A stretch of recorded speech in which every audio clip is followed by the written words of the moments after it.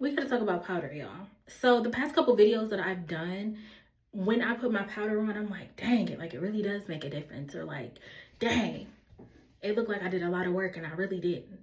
And I get that past couple times that I've gone out with my aunt, she's been like, what did you do? What did you, like, you look airbrushed. What did you do? Powder. That powder. So when I first started doing my makeup, I was scared of it. Like I would do a little bit, but it would be too clumpy or too cakey or whatever. I was applying it wrong. And honestly, there are a bunch of videos out there. Jackie Aina has one specifically that helped me a lot with when it came to powder and just applying it properly and knowing what to use for yourself. So I would refer to that if you want to know about application, but you want to get into product, that's me. That's me. That's me. So I have a couple different powders, and at the end I'll talk about the powders that I want to get because there's still a couple. I know I don't need no more, but I feel like I need some more, if you feel me. Okay. So I'll start with some powders that I'll start with the powders that I started out with, and I'll go in order in which that I received them or purchased them, I should say. So when I first started out, I started out with Fenty powders. To me, the shade range was easy. The product was movable. It was easy for me to work with and learn. It was a great place to start out for expanding my powder collection. The first powder that I really had was a compact, like a pressed powder that I had gotten from MAC, I want to say. My mom and aunt started me off with MAC and Lancome, the OGs. They said you don't mess with a bunch of nonsense when you're playing with your face, and I tend to agree. You don't mess with, things that aren't trustworthy. So those are, two brands that stand the test of time. But when I started to branch out myself and mess with loose powder, it was Fenty that I started with. I have the shade Banana and Nutmeg. I think I started out with Nutmeg, and it was really good to start out with to just brighten my under eye, set that concealer down when I need to. This is my favorite thing to reverse contour with. When I first learned how to reverse contour and do it well, and the degree of reverse contouring, you can do a lot or you can do a little, or you can, it was Nutmeg that taught me how to do that and allowed me to do that. If you had a light enough hand, when I had a light enough hand, I would use it to set down my whole face before I finished my whole setting routine. Banana was obviously just under the eye and down my nose. I like a really highlighted nose. So Banana is what I mainly got that for. Sometimes I would use Banana just really in the inner corners of my eye, the deep inner corners, to give me a really bright look. But I have to be careful with Banana because obviously I'm chocolate and this is banana powder. The next thing that I got into, I want to say it was Huda. After Fenty, I have Coffee Cake, and then when Cherry Blossom came out, I ran to get this because I wanted to experiment with pink. I always thought that my undertones were red, and at one point in my life I was really red, but my skin changes as I got older. I'm neutral, and sometimes depending on the concealer I needed to cool it off a little bit because it was too red. This was perfect for me. I want to try the purple one. I don't need it. I don't even know why one would need purple. I want to try the purple one. Consumerism. I mean, I need to do better, but that's just what it boils down to. I've seen TikToks on it now. I want it. I don't need that powder, but I love a good powder. Okay, so we're gonna move on. I don't need it, but I want it.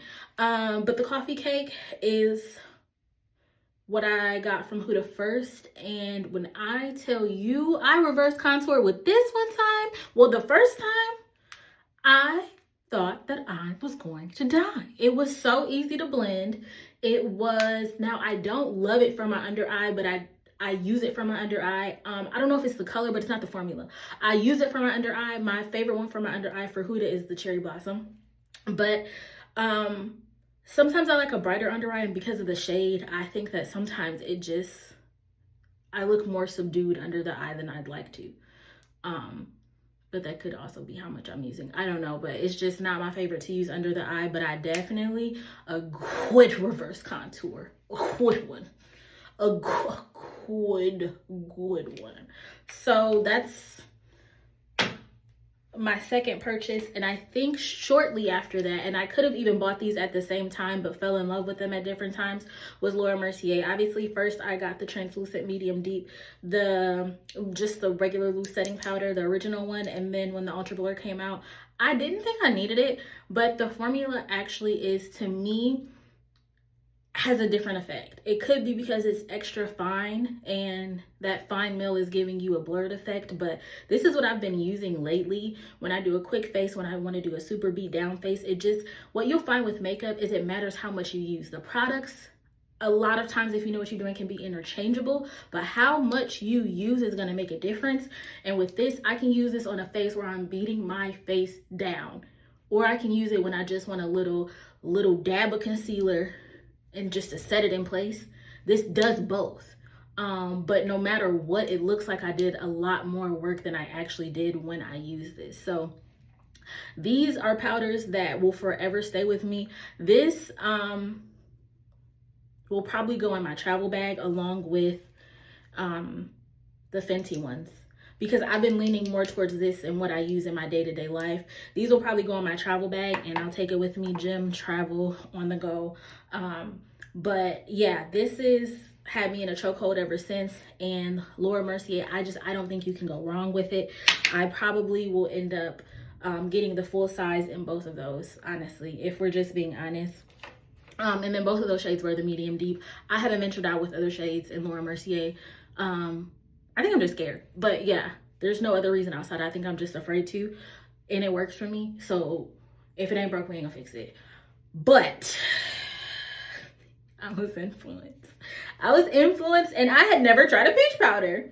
I know Huda has one. I wasn't moved to try their peach one, but One Size Rich Peach, I think there's crack in this formula. Like, I had never tried a One Size powder. I have a little mini Ultra Pink and I had played in it once or twice, but I hadn't really given it a shot. I only pull this out when I know that I need to be out all day, possibly into the next day, like vacation vibes, party vibes. I had it was some party weekend. I don't know. My family loves a theme and we do a lot for everything. So I want to say it was like a family event, but I knew I was about to be at my auntie house at the wee hours of the morning. I had this powder on from like 7 p.m.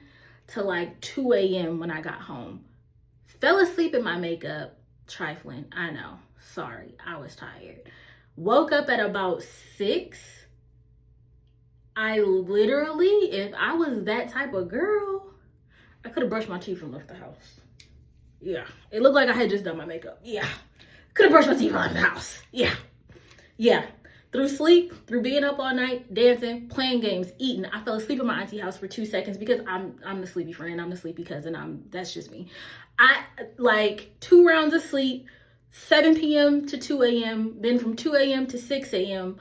I looked like I could walk out the door. I'm not joking. So the formula, I don't know what's in it. I don't know what's in it, but I think it's crack. I don't know. I'm not promoting crack. I'm just, if I had to guess. The shade Ultra Pink, I like it, don't love it. I like Huda's better. When I run out of the sample, I probably won't buy that, but I will go ahead and purchase the Marigold. I need to play with it. It's yellow. Sometimes I think that depending on what color my hair is or whatever, or how the sun is hitting or what makeup I use, I need a powder that leans a little more yellow like that does.